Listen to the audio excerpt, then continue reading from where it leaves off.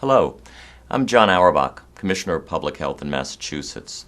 I'd like to take a few minutes to provide you with a status update on the availability of the H1N1 or swine flu vaccine in the state. As you're probably aware, this is an unprecedented flu season. Here in Massachusetts and across the country, we're dealing with two different strains of flu during the same flu season: the seasonal flu that we see every year and the brand new H1N1 flu. As we speak, there are 5 major vaccine manufacturers that are working night and day to produce vaccines against both of these strains of flu. This has never been done before, and as a result, there have been some challenges in the production and distribution of the vaccines. As a result, we've received smaller amounts of H1N1 vaccine than we were told to expect. That's the situation I'd like to update you on today. In recent weeks, hundreds of thousands of doses of H1N1 vaccine have begun arriving in the state. This initial supply represents only a fraction of the total amount of vaccine we expect to receive in Massachusetts.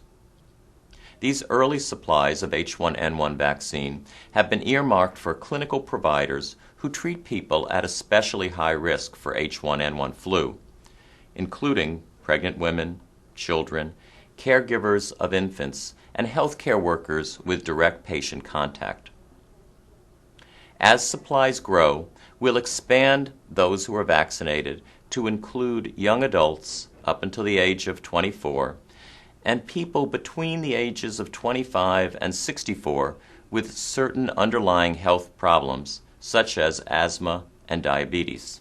We expect the number of doses of H1N1 vaccine in the state to exceed 1 million by the end of November. As the vaccine arrives, we'll continue to work to ensure that it is available to those high-priority groups I just mentioned.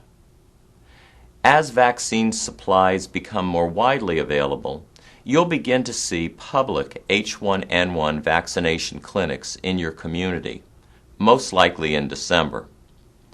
However, these have yet to be scheduled because we want to wait to be sure that we'll have enough vaccine available before doing so. While we wait for these large quantities of vaccine to arrive, we ask for your patience. We understand and share your frustration.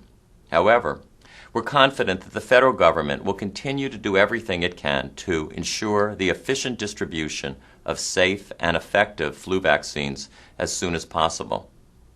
We pledge to work very closely with our partners in local public health to provide you with the most up-to-date information as the situation evolves. In the meantime, we encourage you to continue to follow the practices that can work to reduce exposure to the flu. These include washing your hands regularly with soap and water, covering your mouth when coughing or sneezing, and staying home from work or school when ill. Thank you for your patience, your understanding, and your cooperation during this challenging flu season.